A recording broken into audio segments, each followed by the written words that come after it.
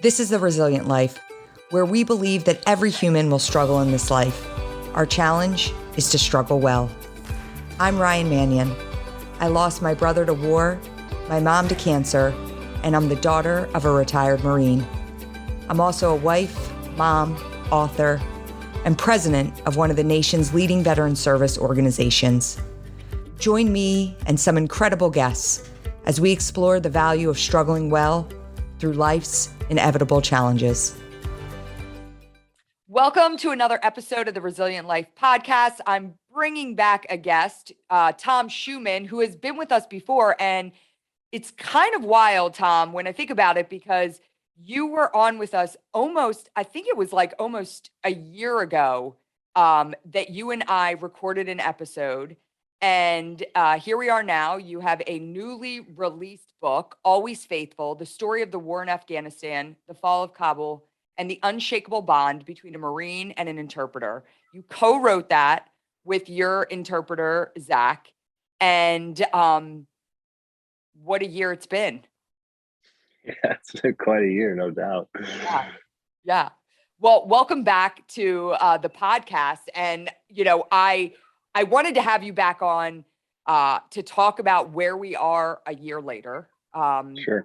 with everything that's happened, but also, to talk about this book. And I had the opportunity to read this book and dive into it. And it brought back a lot for me. And so, just kind of getting right into it. When you and I spoke, it was in late July, and you shared the story of Zach, of your interpreter, and how you were working with to get his special immigrant visa. We knew that things were unshaky in Afghanistan, but it really, I would say, was probably 10 days after you and I recorded that everything went crazy in Afghanistan. And so you were kind of telling the story of Zach. Just bring us back and give our listeners just a little bit of backstory on Zach, your relationship with him, and what you were doing up until, we're going to get into how he eventually got out, but the things you were doing up until then to find I would say the channels you were using to try and get him out up to that point. Sure. I deployed to Sing in Afghanistan in 2010 as a rifle platoon commander with Kilo Company, 3rd Battalion, 5th Marines. Zach was my interpreter. That deployment was extremely kinetic. It was the deadliest battle in our nation's longest war. And I went back a second time as a recon JTAC and as an advisor guy. And so between those two deployments, about 17 months in Afghanistan, I've worked with a dozen different interpreters, and most of them do their duties, as in they translate. Zach was much more than someone who just translated. Zach was someone who, when the bullets were flying, was still standing shoulder by shoulder with you. Whereas many interpreters, and I don't say this negatively, but many of them, when the bullets started flying, you couldn't find them. You'd have to come back, and they'd be laying down and like, I guess we can go now. And so, but their job wasn't to be a Marine. Their job was to translate. Whereas, when I would have mass casualties, 3 or 4 guys injured, and we needed someone to pick up a rifle, Zach picked up a rifle. When the Taliban was about to initiate an ambush, Zach heard that over the radio. He sprinted through a minefield and tackled the guy who was going to initiate the minefield. So Zach quickly became, elevated in his position within the platoon as this is someone who just interprets it, like this is one of us. And so he absolutely went above and beyond his duties as an interpreter, and really became a brother, part of our family, part of the platoon. And we stayed in touch over Facebook after I left. He went back to his province and worked as an interpreter for the CIA in SOF. They were Green Berets were working out of his province, very near to his village. And so he ended up spending about 4 years in service to the U.S. military. He did some contracting in the Korengal Valley before he worked with the Marines, where he was hit by an IED there. Then he worked with us, with the Marines. Then he worked with the Army and the CIA. So about cumulatively almost 4 years. Once the CIA and the soft guys left his province, he had to go into hiding, and he immediately started to be persecuted. And so at about 2015, 2016, he reached out to me and said, sir, we always stayed in touch over Facebook, and he reached out to me and said, I've started my special immigration visa package. Can you help? And I said, of course. So that began a 5-year process that turned out to be insurmountable. And the technicalities and the bureaucratic red tape that we could not cut through was astounding, shocking, appalling at times. And so Zach's service to the Marines is documented for about 9 months, and he has this thing that this magical human resource letter. You need the magical HR letter, and so we had about 9 months of his documented service. And for the longest time in the special immigration visa, 1 year was all that was required. So we were 3 months short, and we were trying to kind of work with that. And then arbitrarily, they changed it to 2 years of service. And then recently, they've now changed it back to 1 year of service. So as you can see, that 2 year number was kind of silly because it's back to 1 year. And the thing about CIA and soft guys is they're maybe hard to find. And his contracting company that he worked for disappeared overnight. And so we could not, despite testimonies and witnesses and whatever else we could bring to bear, provide an additional HR letter. And without that, nothing could happen. Just insurmountable. So we would go on and off. Like I would find a contact of someone who got an interpreter here, and I would say, hey, who did you talk to? How did this? And so for a couple of years, we would go back and forth, still trying to, once a year, we'd do a little push. But Zach became very defeated by the whole process and frustrated by the whole process, and finally said one day, you know what, sir, I tell all my friends in America that I miss them and I love them, but I just am going to go teach these boys English at school. And so we kind of gave up on the process. And when the president announced in April of 2021 that we would withdraw from Afghanistan by the end of August, I contacted Zach and I said, what does that mean to you? He said, that means I will be dead and my family will be dead. And I said, okay, well, I'm going to get to work. And so I started a guerrilla media campaign. I started using my social media account. I posted a 1 minute video and I said, here's who Zach is. Can anybody help? And that snowballed. And there was no shortage of good Americans who wanted to help. I spent hundreds of hours talking to people who would have liked to help. We're talking about congressmen, senators, aides, attorneys, media. Everyone was really interested in helping. But despite talking to people in very high offices of government, high-ranking military officials, it seemed that we weren't gaining any traction or progress. So I talked to a mutual friend of ours, Jared, and I reached out to Jared in June, and I said, hey, what's going to happen to the interpreters? Is someone going to send them a note and say, hey, come to Kabul? Are they going to go get them from their provinces? Or he said, Tom, if they're not here and they're not at the airport, they're not leaving. And I wouldn't wait for someone to say it's time to come. I said, okay. So I told Zach, hey, it's time to get going from Kunar. And so just that was really, that'll get us close to the evacuation. That's kind of that in and of itself, leaving his Kunar province to getting to Kabul was a whole episode. His days in Kabul were all sketchy and dangerous. And then obviously the fall was extreme. And there were many false flags of hope in that we were on the cover of the New York Times, and we're like, okay, well, this You're on the cover of the New York Times. Something's going That's to gotta happen. mean something. Yeah, sure. It means that people care, but it doesn't mean that you get your visa. We were Senator Durbin during Secretary Blinken's confirmation hearing said, "There's a Major Schueman. Are you going to help his interpreter? He's on the cover of Chicago Tribune today. So sometimes today, are you going to help him get his interpreter out to the Secretary of State, the guy who owns the visa program?" And the Secretary of State says, "I know who Major Schueman is. I've read the article, and I'm going to help you get his interpreter out." Like, okay, well, you've got one of the senior senators, you've got the Secretary of State. We should be. And you just heard nothing after that statement. I was shocked by I knew, obviously was following not all the way back from 2015, but, I read the Chicago Tribune article. I watched you on Rachel Maddow. Like, I saw the amount of press that you were getting and how you were highlighting Zach's story.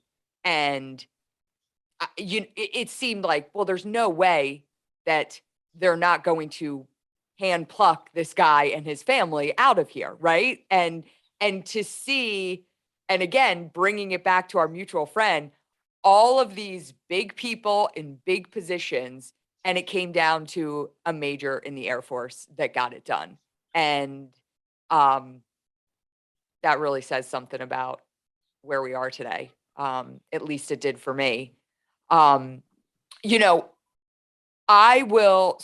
when I interviewed you that day, I was talking to you about, and I was watching as an observer, like, wow, tell me about this. You're working with Zach, and I listened to the story of Zach and the work that he did, and I was inspired by the amount of time that you were putting in to help your friend. And the night after we recorded, I had been reminded of an interpreter that had sent me a message on Facebook a year prior. And it wasn't about getting out of Afghanistan. It was from a Afghan interpreter. He had served for 8 years with U.S. forces, him and his brother. And he had sent a message to my public Facebook page just saying, my name is Bashamal. I live in Afghanistan. I somehow came across your page. I want to thank you for what you do to honor your brother. My brother was killed by the Taliban for fighting alongside U.S. forces.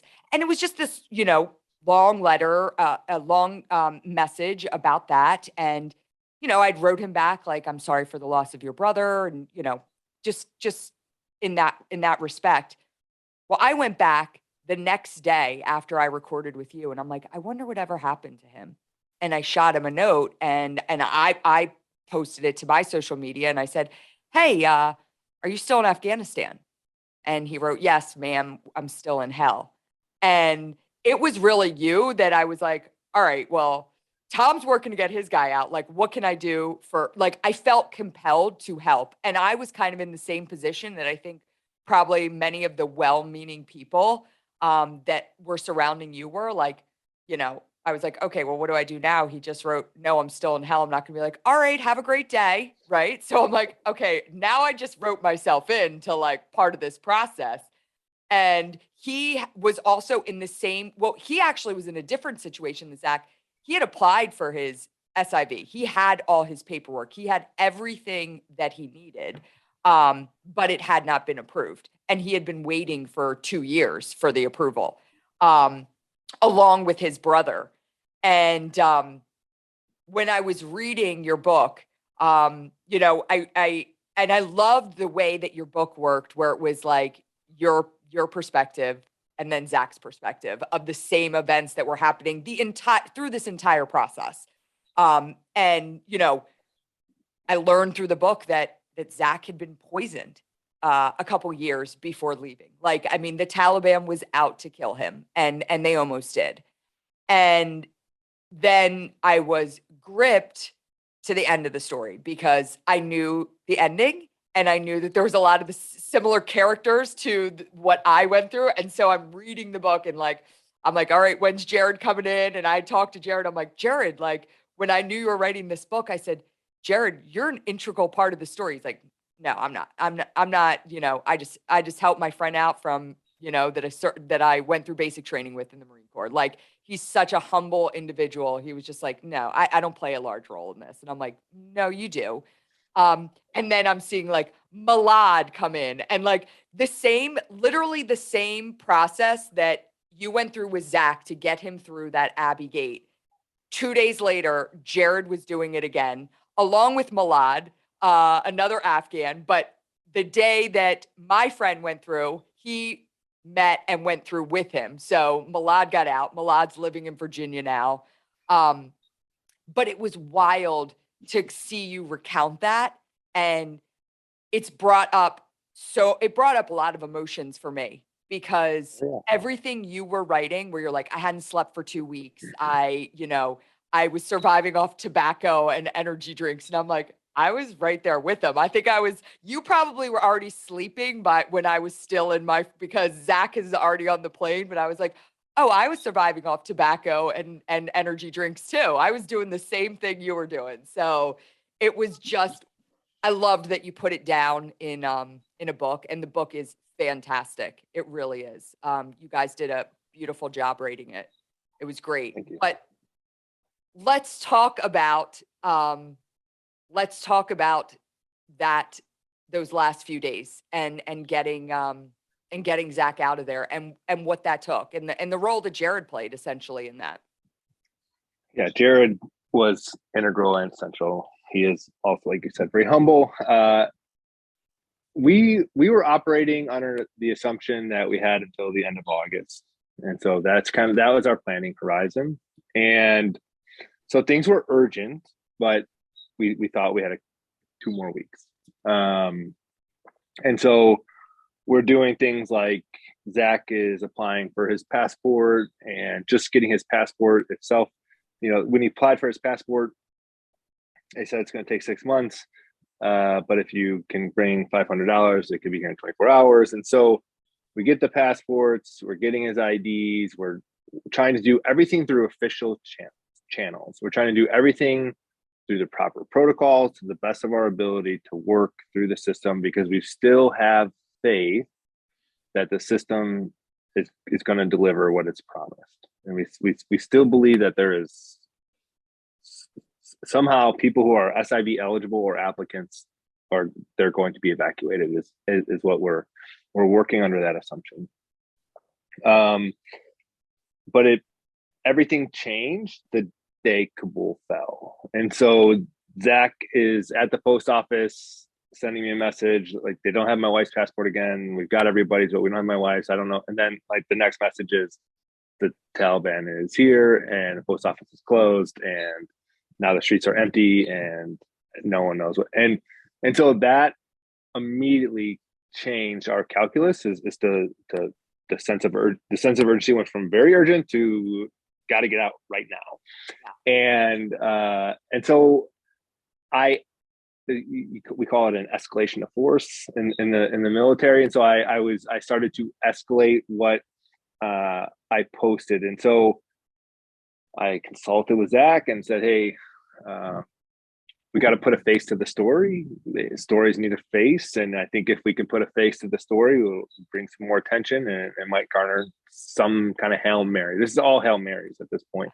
And also it's all bad options at this point. It's not like you said, where somebody's got to come just pluck this guy out. It's like, no, that's not happening. And so it's bad option 1, bad option 2, worse option 3. And so we went with bad option 1, which was reveal who Zach was and try to increase the amount of attention that the story was getting in hopes that somehow, some way that might propel his case to the front of the line. And it worked as I anticipated. When I put Zach's face to the story, it went bonkers, I think that first post got like 17,000 likes, and so, and it was my first post my first post was just a couple words on a black screen. It said, Zach's at the Abbey Gate. Can anybody help?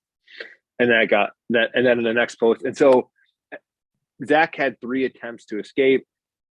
I kind of chronicled each of those attempts and their failures.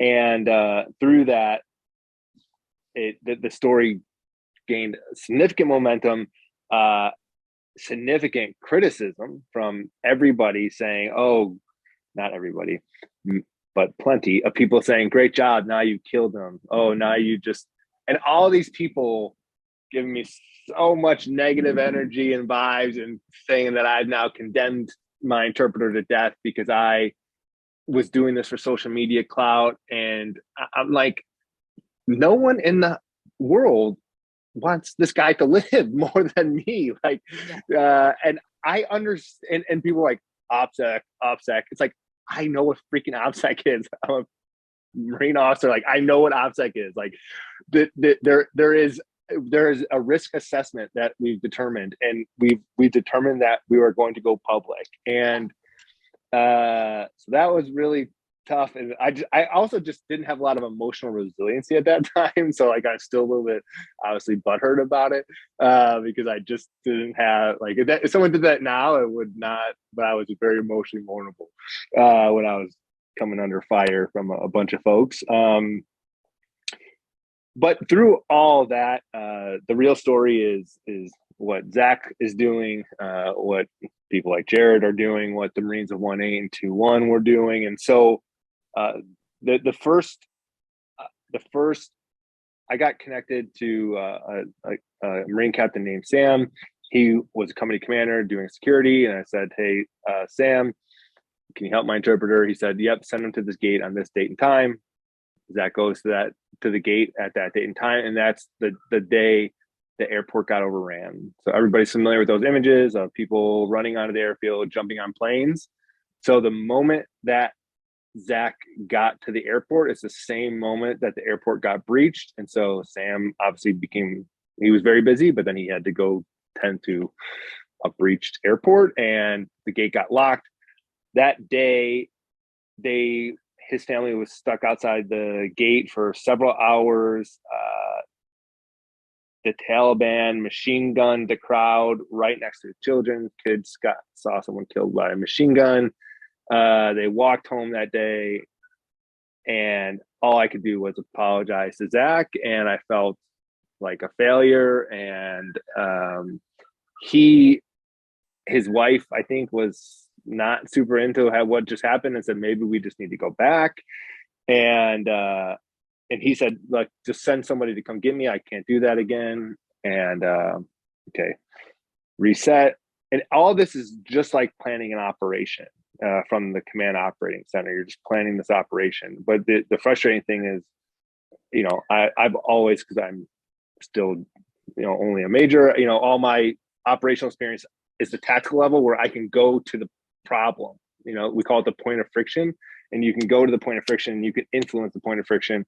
Very challenging to try to where you can't actually put yourself there. And so the second time, again, Sam says, I'm at this gate, send them. Same thing, crowds start to surge. They close the gate. And I post a picture. Zach is feet away from a Marine. He's recording a video talking to me and saying, I could see the Marines. I'm calling them. They won't let me in. They won't let anybody in. What should I do? Just tell me, sir, what should I? And as he's saying that, you hear machine gun fire over the head, and he's holding his baby, and she's screaming and crying. I'm like, oh God. And so when they start firing everywhere again, this is Mlad is there. He jumps in the car with Mlad. They go back to the apartment, and now he's like, I'm not going back to that airport. Yeah. Send the Navy SEALs to get me, like, and I had like a little team that was kind of helping me through all this, and everybody is very risk averse in that they're like, just wait. We'll just wait. Like let's just wait, and then maybe we can get the SEALs to get them, and let's wait, and then maybe. And I'm just thinking, like, time is not on our side, and I do not think the situation is going to get better with time. I am all these are assumptions, but I'm thinking it's going to get worse. And so operation number 3, we had 3 courses of action. We had a secret CIA gate with a very complex link up plan. We had a gate where I think she's an Army major. She said, hey, I'm getting people out of this gate today. I know it works. There's a challenge and password. Send them to this gate. They'll get out. And then there's the kind of the routine one that we've been going with is like, hey, I know where the Marines are going to be on this date, and we could just try to do that. I went with option 2, although option 1 probably had the highest degree of success if executed successfully, but because there's some complexity, we went with option 2. Convinced Zach to go out there a 3rd time. He can't get to the gate that I'm trying to send him to because there's a Taliban checkpoint between the Abbey gate and the gate that I'm trying to get him to go to. And he basically says, I don't know what to do. I can't do anything. I can't get there. You have to do something. Send someone to get me. And I sent Jared a message on Signal, and I said, hey, I need you to go get my body. He's like, I'm in the COC. I'm not doing stuff outside the gate. Like, I'm in the watch. I'm like, dude, I need you to go get my friend. He's like, okay, I'll do it. And so I sent him a picture of what Zach was wearing that day with his family, and Jared grabbed 2 other PJs, and they ran out and they jumped on top of the wall. And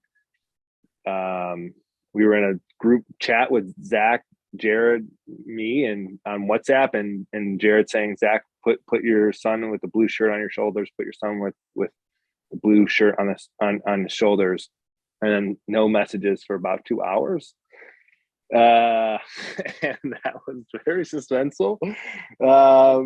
But next thing I know, Jared sends me a picture. He's inside. The kid's got chocolate. And yeah, I mean, what a hero Jared and his team were, breaking the protocols to jump outside the gate, to pull him in. And what a brave woman Diwa, Zach's wife, is. What a courageous father and husband Zach is for continuing to literally risk his life to provide his family a better opportunity. And it was harrowing, it was gut-wrenching, and but at the end of the day, thanks to some great Americans and some really brave Afghans, Zach was safely evacuated. Yeah, as I was reading your book, you had talked about, I think it might have been the second time they had gone out there, and Zach had sent you video of one of his kids crying. And there was, so Bashamal went, he went twice to the airport. The first day that I sent him there, again, to, link up with Jared, I'm like, all right, I know this works because Tom just got his buddy out via Jared. This time we had a sign. So Jared was like, I need a sign, so we had a sign. But the first time they went, they turned around. And I think, again, they had a 3-year-old son. Bashamal's wife was like, this is sketchy. Of course it was. And so they came back, and he texted me, he's like, we came back. And I'm like, why'd you come back? And so the next night it was like, all right, we're going to get Malad involved. And it's so funny because I look back now, I have no idea how Malad got into the Signal chat with me, but here it was me, Malad, Jared, and my friend Pat Ford, who's a Marine. And I think Pat may have reached out to you. I don't even know. But next thing you know, it's the 4 of us, and it's like, all right, Malad and Bashamal, you're going to meet at 2 a.m. And at this point, Malad's like, I'm getting out too. He's like, I'm ready. And so it was like, you're going to meet at 2 a.m. and you're going to head to the Abbey Gate. And so they did. And there was everything you detailed in your book when you were like, he was right there by the Marines. He was showing me, he was screaming. I was doing the same things. I was literally thinking, okay, Bashamal was standing against the gate. He was literally against the gate. And he's sending me pictures, and he's like, is this Jared? And I'm like, no, it's just a bunch of Marines standing there. Every guy in a uniform, he's like, is this Jared? And I'm like, no. But I'm like, those are Marines. So I start sending him screenshots of my brother because I'm like, well, the maybe 50%, 40% of Marines, if they're officers, they're going to know the name Travis Manion. You know, I'm thinking it's a recognizable name in the Marine Corps. And this random Afghan has pictures of him. I'm like, show the Marines this picture and say, I'm Travis Manion's sister. You know, I mean, I was grasping at straws, anything that would work. So he's trying to flash some pictures. He's like, they're just telling me to shut up. You know, they don't, and I got it. But he sent me, and they were there for probably about 9 or 10 hours that day. And he's standing with Malad, and they're holding the sign up, and the crowd was enormous at this time. And he sent me a picture of Atal. I don't know, you know, it was the middle of the night, and he sends me this picture of Atal and his 3-year-old son, and he's sweating profusely. He's crying, and he said, Atal is overheating. I don't know how much longer we can do this. And Jared was like dead on communications. He was not responding to any communications. And I'm sitting there like, I'm playing God to these people. Like, what? And he's like, what should we do? Should we stay or should we go? And I'm like, I don't know how I'm lying in my daughter's bunk bed because I had to, like, it was the only room that was, you know, that and my husband's on the other side, and he's popping his head in from the bedroom, and he's like, what are you doing? And I'm like, I don't know. I said, I honestly have no idea. And thank God for my friend Pat, because he was like talking me off a ledge. Then Pat's not answering his phone for a while. So Bashamal is just texting me. I'm blowing up Pat. Pat answers the phone. He's like, sorry, I fell asleep. I'm like, you can't effing fall asleep. Like, do you understand? I'm like, you can't fall asleep. I'm like, what should we tell them to do? He's like, just hang tight. Jared will be in touch. Jared, and he's like, just tell him to hang tight. And when I sent that text and I said, just hang tight, I had this like feeling in my gut, and I was just like, oh my God, am I making like the wrong decision here? And I'm telling these people, and listen, you're a Marine, like you said, like you're used to running operations. I'm not. You know, I'm a 40-year-old woman lying in my kid's bunk bed telling these Afghans like, and it felt so unnatural to me, and I didn't know what to do. And then the next thing you know, I guess it was probably an hour later, I just got the text from Jared, and it was like, I have him. And I was like, holy shit. Like, I could not believe it. I was like, oh my, it was wild. And I will say that what happened, and I have to imagine you have a huge social media following. Like, I became inundated with Afghans reaching out, can you help me, sending me every sort of document. Here's all my paperwork. I mean, legitimate. And I'm sure there were probably some bad actors in the mix, but like legitimate, this is where, you know, this is what I did. This is who I served with. This is all my paperwork. And Jared, for until the explosion at Abbey Gate, which I think was 3 or 4 days after Bashamal got out, he was like caravanning like groups through that gate. And when I talked with him after, he said he got to the point where nobody was listening. Nobody at the higher level was listening. It seemed like nobody was understanding what we were leaving behind and understanding that commitment we had made. And he said, I remember just being there and being like, I'll give it all up today, everything I'm doing, because I'm going to do the right thing. And I had so much respect for him when he shared that with me, because it was hard to think about in that moment how much he was putting on the line for these people. Yeah, putting your rank on the table is, I mean, it's one of the most serious and grave consequences of things that you can do, you know, as an officer. But if you aren't willing to put it on the table, and it's got to be something significant, you know, it can't be, you can't, what is it? You can't swing at the first pitch every time. You got to pick and choose your battles, right? It is a rare moment in your career where you're going to be in a situation where you have to say, if I don't put my rank on the table for this, I just don't deserve to have the rank. And you always do it for people. And when you know that within that there's honor and there's integrity within that process, and that's when you got to put that rank on the table. And so of course Jared is just a man of the highest character, and just speaks volumes about who he is, because no one wants to piss off senior officers. I mean, it's you don't want to do that, and Jared didn't want to, but you have to be a man of principle and fight for what you believe in. And that's a little Zimbeck reference, as I'm sure you're aware. And then you know, it's funny that, like, the haze that you're talking about, like, I don't even know how I ended up in a signal group with these people. Like, I was in, it's like, how did I get connected? I'm not even really sure. I don't really know who I'm talking. That all is so hazy. And then the, you know, to your statement, well, Tom did this, so this is what's, and so yes, like, Tom's a success. Like, Tom is not a success. Tom, there's no success in Tom's story, and Tom for 5 years failed, for 2 times failed.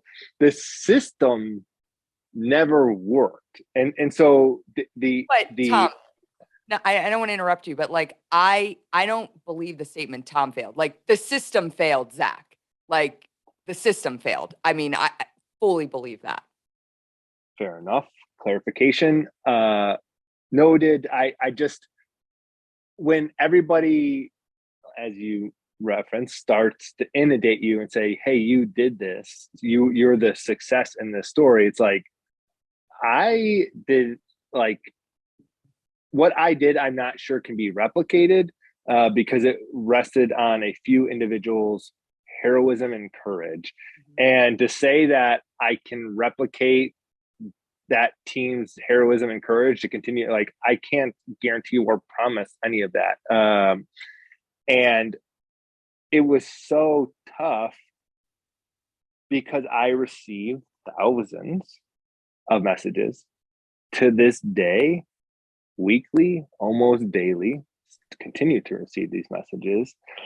And clearly it's an issue that I'm empathetic towards. Clearly it's an issue that I have a heart for. And every time you receive one of these messages, it's like, don't do it for me, do it for my children. The Taliban are going to, and it's like, and you become emotionally invested all over again. And then you're in this kind of position where, well, do I open myself up to each of these messages and become emotionally and mentally involved, or do I become callous to people suffering and just ignore the message? And it was tough. It was tough. It was bad. It was ugly, and the situation should have never been like that in the first place. But, like, it took great Americans like you and Jared to kind of work around the system, and it should never come to that.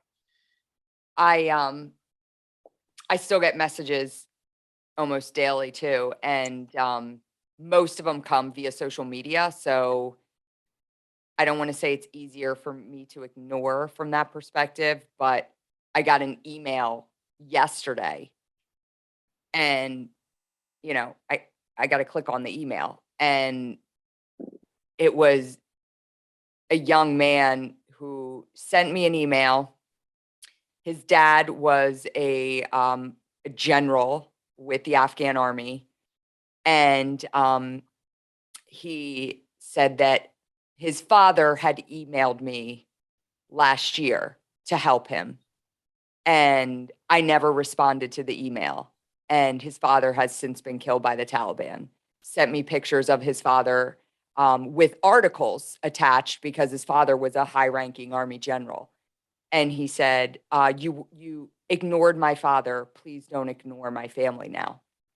And that one, like, hit me pretty hard. And, I feel like I don't know. I haven't responded. I don't know if I'll respond, because, again, I don't know where to turn for help. I know there's a lot of these fringe groups that are saying they're still on the ground in Afghanistan saving people. I don't know the reality of that. I I don't want to refer them. Oh, click on this, hit up Pineapple Express. I don't know what's happening there. But in the same token, I don't have Jared on the ground. Like the way that Bashama got out, the way that Zach got out, like you said, it was with a couple of people that, risked their livelihood to help. And so that, I would say, is the toughest thing for me, to read things like that and think like that I'm callous and ignoring it, but I also don't know how to respond to it. And, I try to focus on my friends that are here, that live a mile down the street from me, that I just, that work at the Travis Manion Foundation, that I see all the time. But I struggle with that a lot, like a lot. Yeah, it's tough. There's not a right answer, and it's it's a tragedy. Is what it is. Yeah. What I'd love to know is, you wrote this book, and the book, like I said, is fantastic. It's a fantastic account of the process you went through with Zach, but also the time you served with him as well. It's beautifully written, and I think if you have any interest in the war in Afghanistan and the fall of Afghanistan, you're going to want to read it. But what are you hoping that people learn from it and take away from this book? Sure. I think part of the answer is in the fact that it's co-authored and I'll get to that, because that's I would say the primary part. But I also I wanted to talk a little bit about 3-5's legacy. Those Marines, those 25 Marines, and they have a story that's worth being told. They're men worth remembering, and this was an opportunity to do that. I wanted to talk a little bit about some of my heroes who have helped me get to where I am today, and that's my mom. So just to be able to tell, I'm only anything that I am today because of the people who made me and supported me. And so to be able to talk a little bit about my mom is she's a hero, and her story deserves to be told. And so, and then it was when we talked with HarperCollins about this book, it was all I never set out to write a book. It wasn't what was I just had my third kid in 3 years. I was studying at the War College, getting a graduate degree there, running Patrol Base Abate. It wasn't like, oh, you know what would also be great to do is to write a book. But the opportunity for Zach to be able to tell his story, and more importantly, to be able to tell the story of the impact of the war in Afghanistan. And so I had a professor at Georgetown. I took a class called Asian American Literature, and we always read many of the texts from the people that were impacted the most from whatever area, and in their own voice. And so I would never have written a book about Afghanistan, just me. Like, here's Tom Schueman, who spent 17 months there, and here's what Afghanistan is all about. It's like, well, how about I have a brother who's from Afghanistan and grew up in Afghanistan, spent 30 years in Afghanistan. Maybe he can talk a little bit about what that war means to him and what the impacts on that culture were, and what it was like growing up in that country. And so that, to me, is what made the book really worth writing, is to give an opportunity for everyone to learn a little bit about this country that has been part of our lexicon. But that, my mids at the Naval Academy don't remember a world before Afghanistan. Everything is post 9/11 for them. And so, like, their entire childhood was the global war on terror. And so let's bring a person who has that's been his entire life, and bring that into the story. And so, yeah, I think really I was just excited about Zach having an opportunity to tell his story, tell the story of the Afghan people, about their bravery, about their sacrifice. Zach, for several years, could not work outside of his village for fear of persecution. Zach, up until shortly before he was evacuated, was still receiving night letters, death threats from the Taliban. And so the idea is what does it mean for someone who risked their lives for 4 years in support of the United States and then lived under persecution for the next decade because of their service? He couldn't leave his village for fear of death. He had to hide it in his father's house. And the idea that his visa is still denied, the fact that his children today bring up his grandmother and their uncles and their cousins, and so this is in some respects it's a major it's a success in that they're safe, but it's important to recognize that the system did not succeed, the war did not succeed, and that really the amount of tragedy that is still ongoing is worth having a conversation about. After everything happened, General Dunford serves on our board of directors.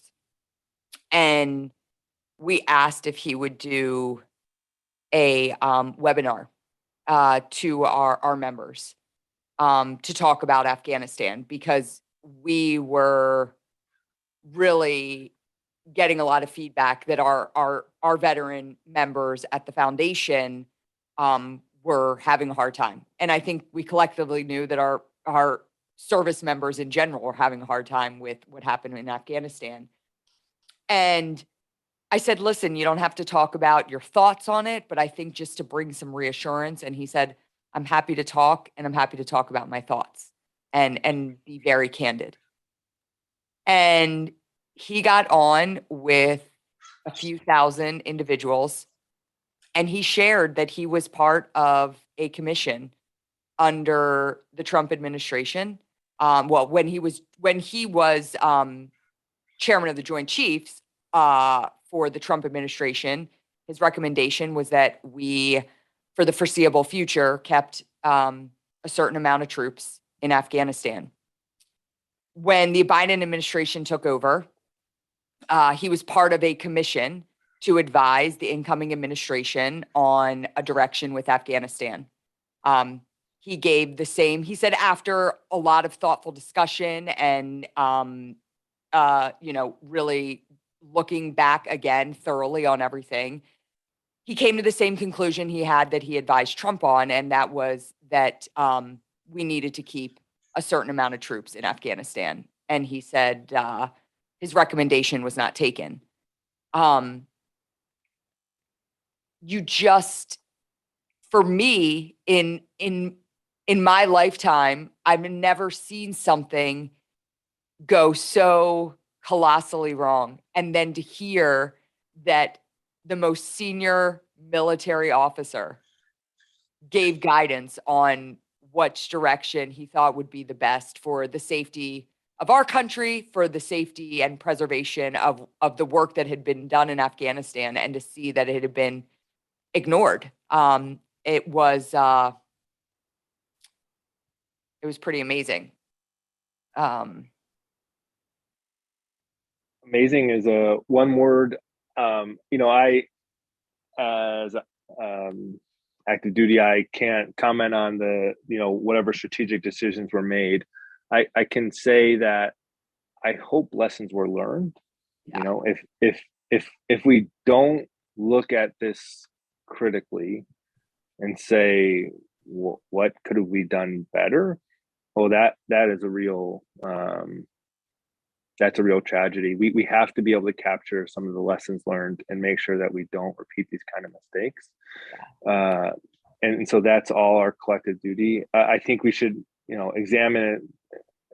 What do we ask the 18-year-old PFC and Lance Corporal to uphold and do, and make sure that if we're asking them to do that they're fully supported in every way that they can be. And there's so much kind of horror that surrounds that evacuation at the airport, but there's one, light, and that is those Marines who held the line to the very end, and so they kept our nation's promises up until the very final moment that they could. And so that the tremendous bravery of the men and women that held the line and tried to do their absolute best to help with desperate people, I think is something that we should really recognize and celebrate, and be thankful that these young men and women still do incredible stuff like that. And then when you talk about, veterans struggling, it's really, there's this principle of moral injury,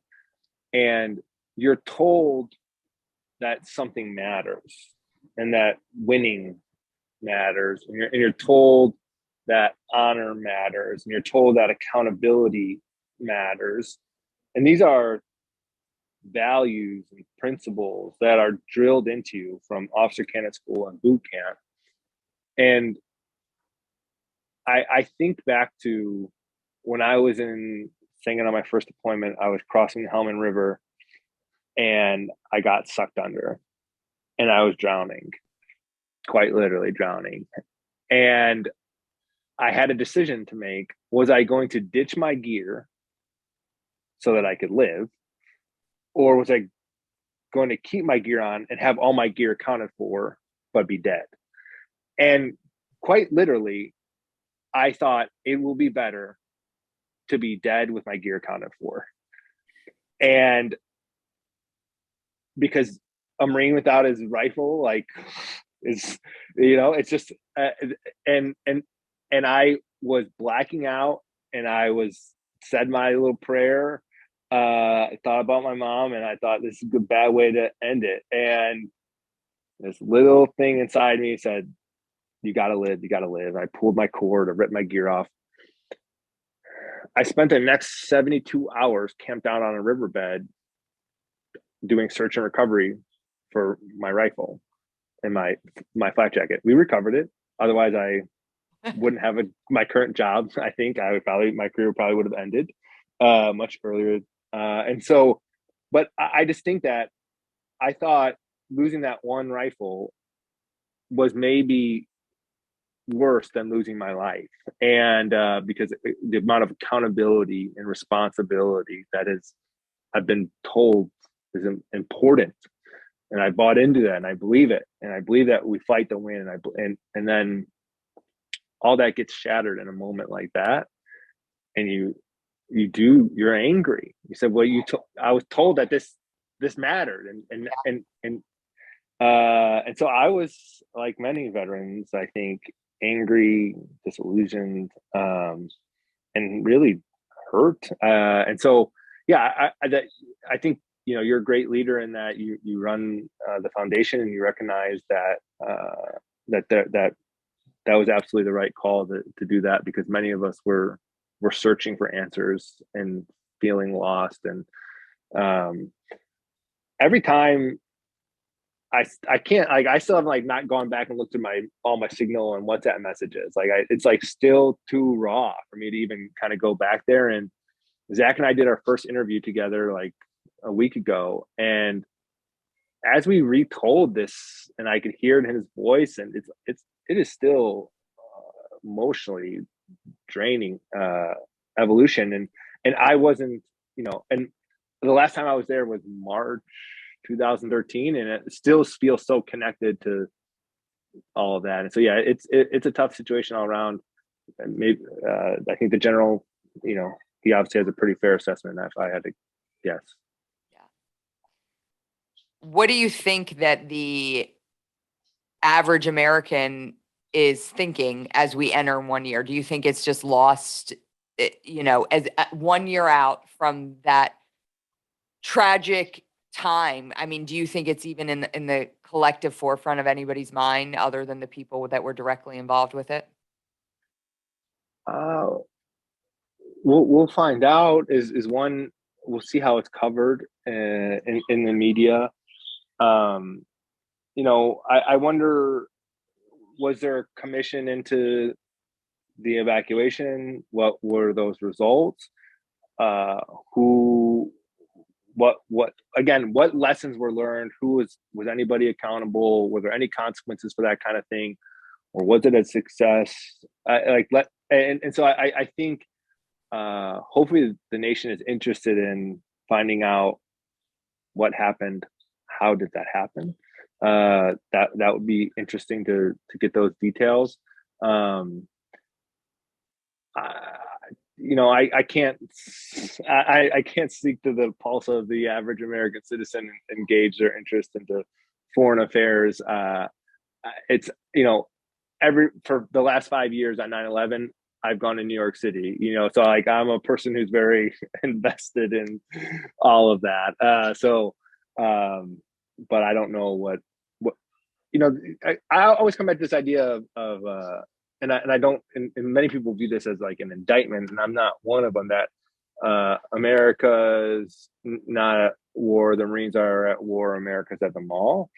And in a sense, to me, that is a celebratory statement, although it's used as an indictment. And so I don't want America to be at the war. Like, I am serving so that my sisters and that my mom could go to the mall. It's so long as like they're at the mall and they're not at the front line, or they didn't have to go start to work at the rubber factory to, help get Humvee tires. Like, I think that's good, and so I don't know what America will prioritize or won't, but that's kind of my take.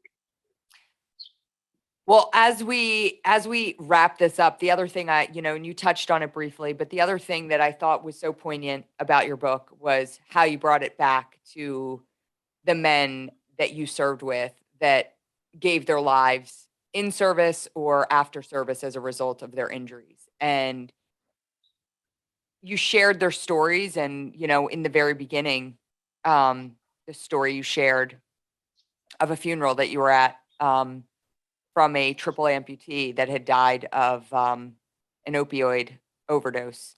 And I want to thank you, in these challenging times that we are going through in this country. The idea that you continue to share and recall stories of the fallen, and you didn't have to do that in this book. You could have very easily just shared your story and shared Zach's perspective, and it would have been a compelling book. But the way that you brought the stories of these fallen individuals, including Robert Kelly, who, was talked about in several different times during the book. I want to thank you for that. And thank you for bringing our fallen service members into the forefront and into the minds of everybody who reads this story. Yeah, I just went to the 5th Marines Memorial Garden last week, and there's a JFK quote there. It says, "A nation reveals itself not only by the men it produces, but also by the men it honors and the men it remembers." And so it is part of my duty and responsibility to remember men like Robert Kelly and Sergeant Ian Tawney and Sergeant Metabate and Will Donnelly and Kevin DeWin and Arna Benagwa. These are names that are worth knowing. Their stories are worth remembering, just like Travis's. And so it is a duty, obligation, responsibility that I'll carry with me for the remainder of my life. Tom, thank you so much for joining us again. Everybody, we will post a link to where you can buy Always Faithful. Like I said, it's a great book, and I think you'll all enjoy it. And it's kind of wild. A year ago I was on with you and you were like, we're doing everything we can. And I remember at one point you said, it doesn't look good, but we're trying everything we can. And the bright spot of this interview today is that Zach is here in America with his beautiful family. They're doing well. And he's got a great book that's just been released by HarperCollins. So fantastic stuff. As always, thank you for being on The Resilient Life. I always appreciate your perspective. Thanks, Ryan. Thanks for your support. Please make sure to like, subscribe, and share with your friends.